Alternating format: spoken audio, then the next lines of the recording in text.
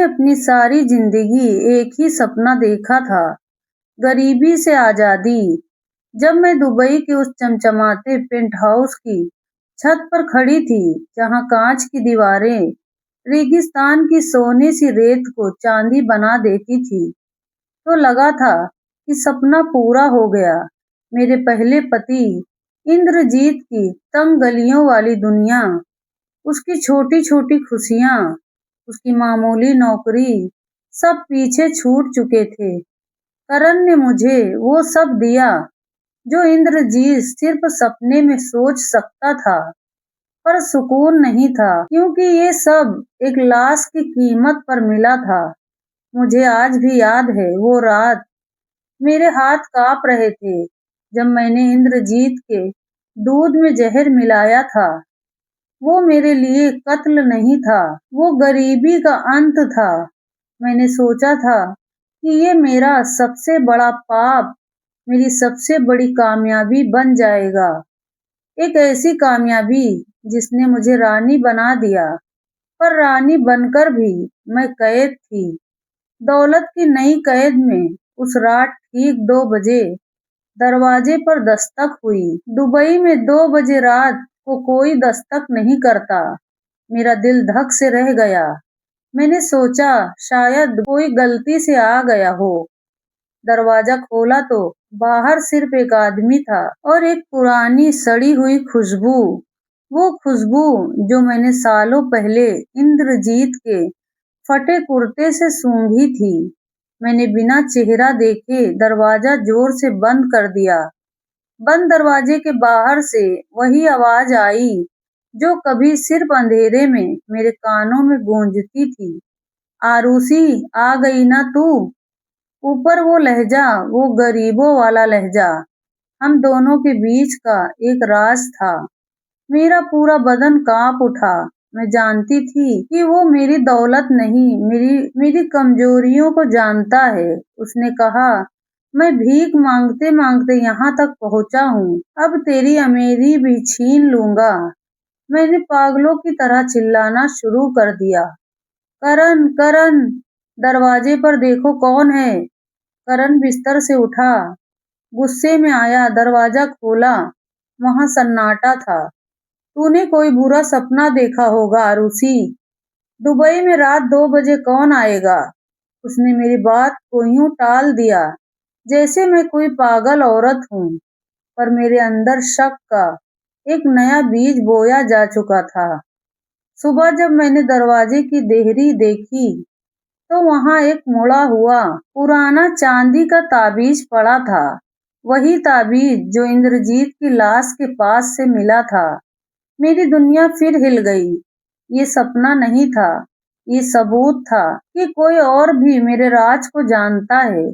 करण ने ताबीज उठाया, देखा और अचानक उसकी आंखों में हैरत थी। ये तो पापा का दिया हुआ ताबीज है।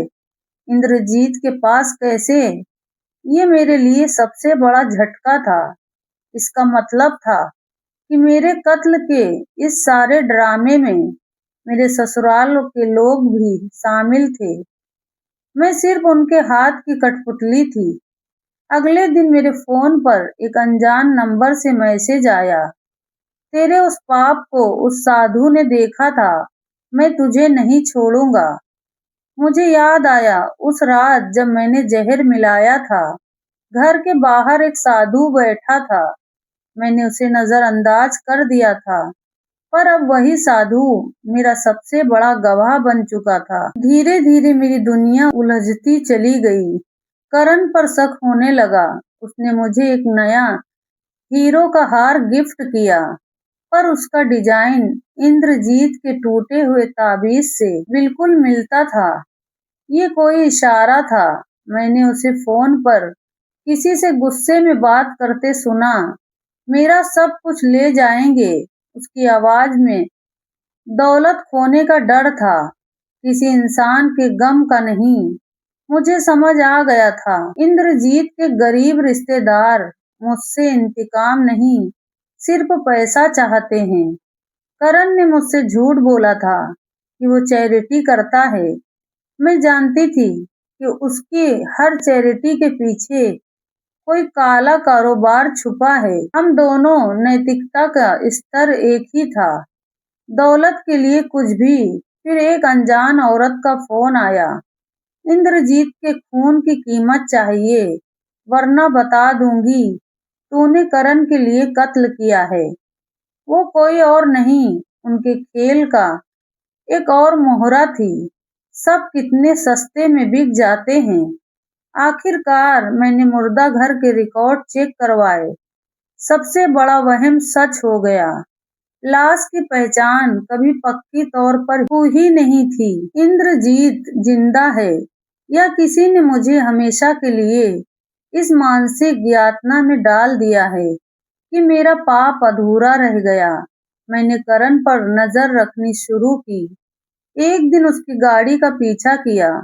वो शहर के बाहरी इलाके में एक टूटे फूटे मकान में गया। वहां एक गरीब औरत से मिला, उसे पैसे दिए और औरत गुस्से में थी। मुझे लगा कि वो मेरी जासूसी करवा रहा है, या ये औरत इंद्रजीत के बारे में कुछ जानती है। मैंने फैसला किया, सच तक पहुंचना है तो मुझे खुद गरीबी का भेष धारण करना होगा। मैंने अपने डिजाइनर कपड़े उतारे, साधारण साड़ी पहनी और मुंबई की उन बस्तियों में पहुंच गई जहां कभी मैं रहती थी। वहां एक बूढ़ी औरत बैठी थी। मुझे देखते ही बोली, तू कातिल है, मैं जानती हूँ। उसकी आंखों में आग थी। मैंने पूछा, आप कौन? वो मेरे करीब आई और धीरे से बोली, मैं इंद्रजीत की माँ हूँ। ये मेरे लिए सबसे बड़ा झटका था।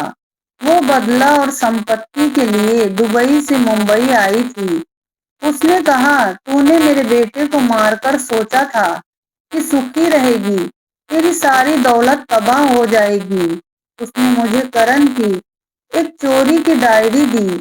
उसमें लिखा था कि करण इंद्रजीत के भाई को पैसे देकर उसका मुंह बंद करवाया था। पैसा खून के रिश्तों पर भारी पड़ जाता है। जब मैंने करण से ये सब पूछा तो वो हंस पड़ा। उसने पहली बार कबूला, हाँ, इंद्रजीत मेरे बाप का नाजायज बेटा था। गरीबी सिर्फ पैसे का फर्क नहीं, खानदान के दाग का फर्क भी है। एक दिन मैंने एक अनजान नंबर से इंद्रजीत को फोन किया, क्या तुमने मुझे माफ कर दिया? जवाब में सिर्फ एक रहस्यमय हंसी की आवाज आई। वो मुझे अपने जाल में रखना चाहता था। फिर मेरी सास का फोन आया। उन्होंने कहा कि वो खुद इंद्रजीत को जहर देना चाहती थी ताकि वो करण की राह से हट जाए। माँ की ममता भी मेरे बेटे की संपत्ति के लिए कुर्बान। एक रात फिर 2 बजे दस्तक हुई। इस बार मैंने दरवाजा खोला।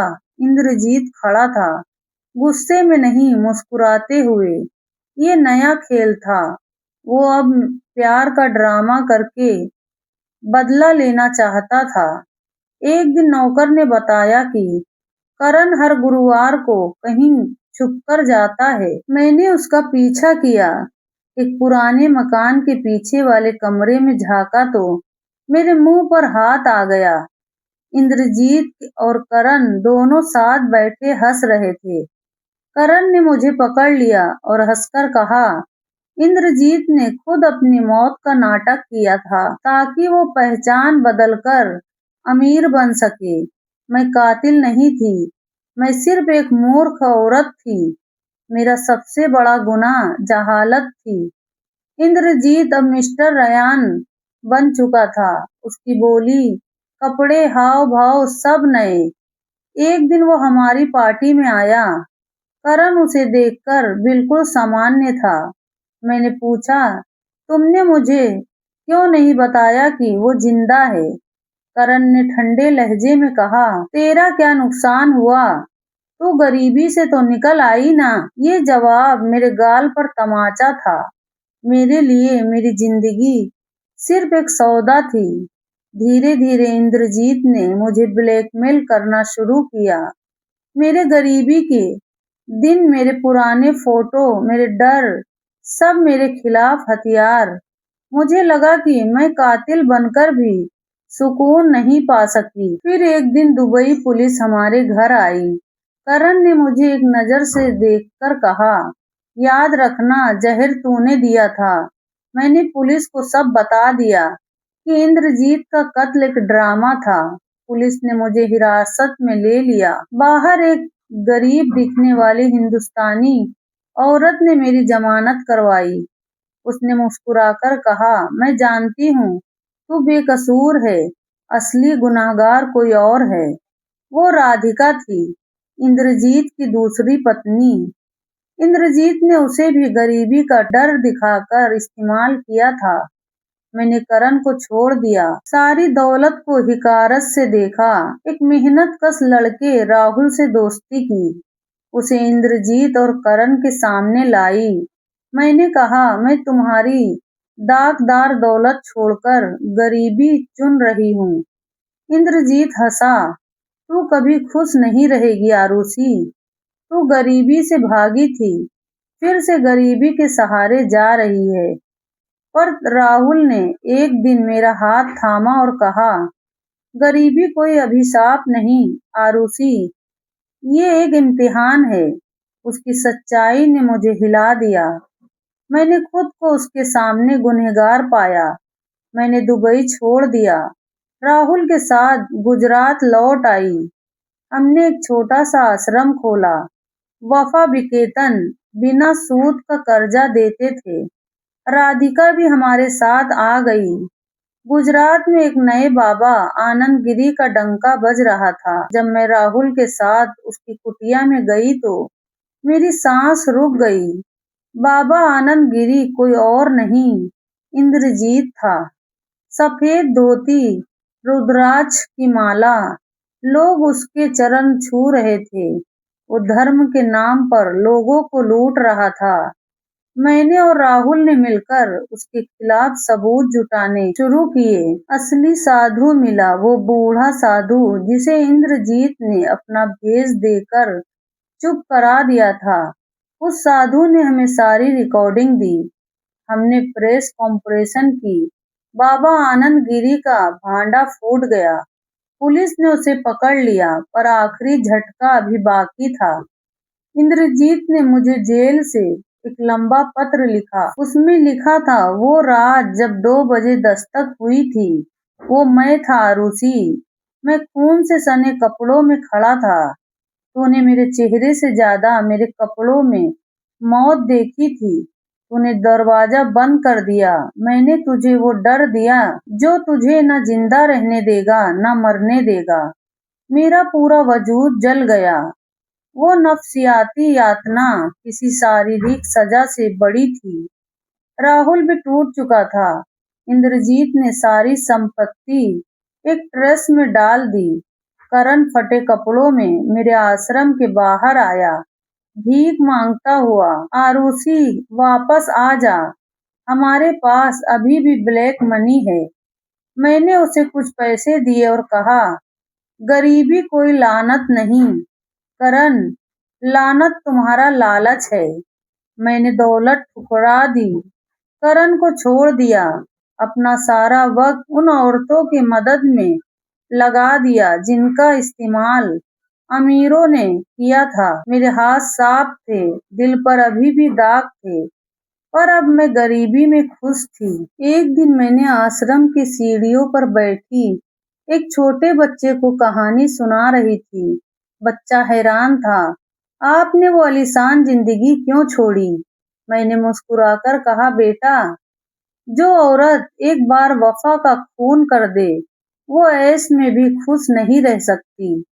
हर रात 2 बजे जो दस्तक होती है ना, वो गरीबी की नहीं, जमीर की होती है। तैयार रहना, गरीबी और अमीरी की लकीर जेब में नहीं, दिल में होती है। मैंने अपने दाग को अपनी सबसे बड़ी तपस्या बना लिया।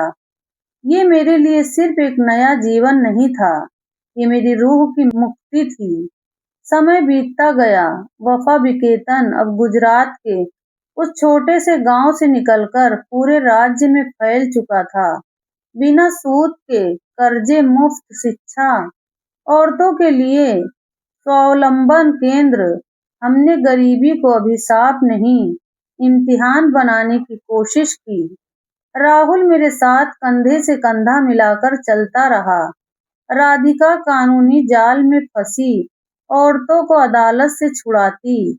हम तीनों मिलकर एक छोटी सी दुनिया बना रहे थे, जहां लालच की जगह विश्वास था। पर मेरे अंदर एक आखिरी सवाल अभी भी जिंदा था। क्या मैंने सचमुच अपना पाप धो लिया है? हर साल कार्तिक पूर्णिमा को मैं अकेले समुंदर तट पर जाती, लहरें मेरे पैरों को छूती और मैं उस रात को याद करती जब मेरे हाथ में जहर का गिलास था। मैंने कभी किसी को नहीं बताया, न राहुल को न राधिका को, कि जहर की आखिरी खुराक मैंने खुद नहीं दी थी। इंद्रजीत ने मेरे हाथ से गिलास छीना था, हंसते हुए कहा था, अब तू हमेशा कातिल बनी रहेगी, चाहे मैं जिंदा रहूं या मरूं। वो आधा सच मेरे गले की हड्डी बनकर अटक गया था। साल 2001 की कार्तिक पूर्णिमा, मैं फिर वहीं थी। द्वारका का समुद्र तट चांद पूरा था, लहरें ऊंची थी। मैंने आंखें बंद की और पहली बार जोर से चीखी। मैंने जहर नहीं दिया था, मैंने कोशिश की थी, पर दिया नहीं था। मैं कातिल नहीं हूँ। मेरी आवाज समुद्र में घुल गई। तभी किसी ने पीछे से धीरे से कहा, मिल गया जवाब। मैं पलटी। सामने राहुल खड़ा था। उसके हाथ में एक पुराना लिफाफा था। ये तुझे देना था, आज ही पोस्ट आया है, कोई नाम नहीं लिखा। मैंने लिफाफा खोला। अंदर सिर्फ एक कागज था, उस पर इंद्रजीत की लिखावट। आरुषि, तूने जहर नहीं दिया था, वो खाली गिलास था। मैंने खुद नाटक किया था, तू कातिल नहीं थी, न कभी बनी। मैंने तुझे सिर्फ इसलिए कातिल बनाया ताकि तू हमेशा मेरे डर में जिए। अब मैं मर चुका हूँ, सचमुच जेल में दिल का दौरा पड़ा। मेरा आखिरी खत, तू आजाद है। इंद्रजीत का कागज मेरे हाथ से छूटकर लहरों में बह गया। मैं समुद्र की ओर दौड़ी, घुटनों के बल गिरी।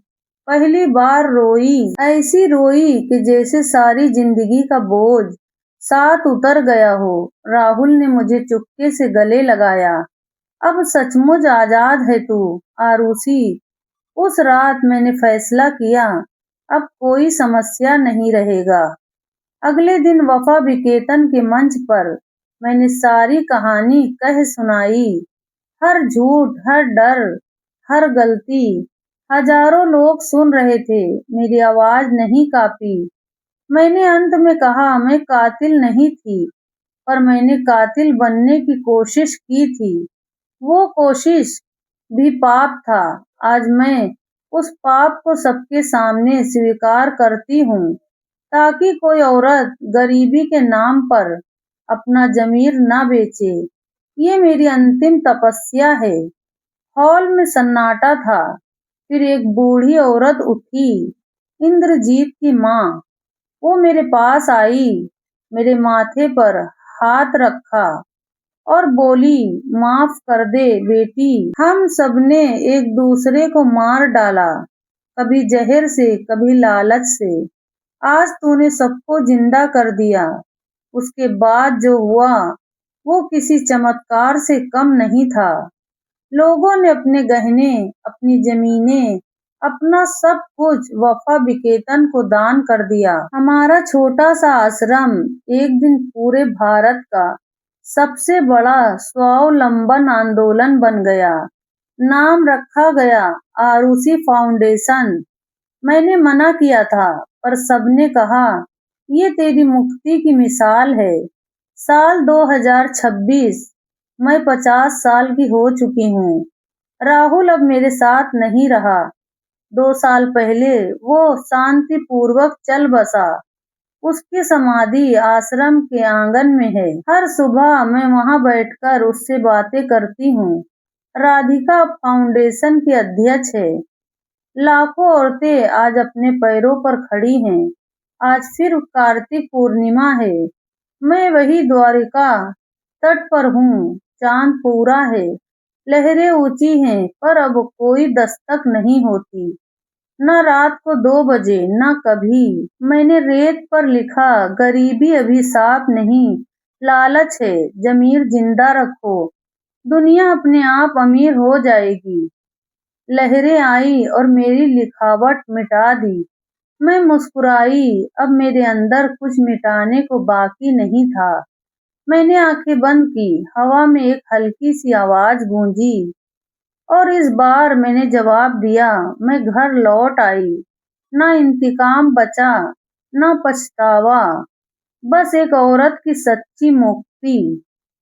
दोस्तों, अब आप मुझे सच सच बताओ, अगर आप आरुषि की जगह होते और आपको पता चल जाता कि आपने जिस इंसान को मार डाला, समझकर सालों तक खुद को कातिल समझा, वो दरअसल जिंदा था और उसने आपको सिर्फ मानसिक यातना देने के लिए सारा ड्रामा रचा था, तो आप क्या करते? क्या आप बदला लेते या आरुषि की तरह सब कुछ छोड़कर अपना पूरा पाप सबके सामने स्वीकार करके दूसरों की जिंदगी संवारने में लग जाते?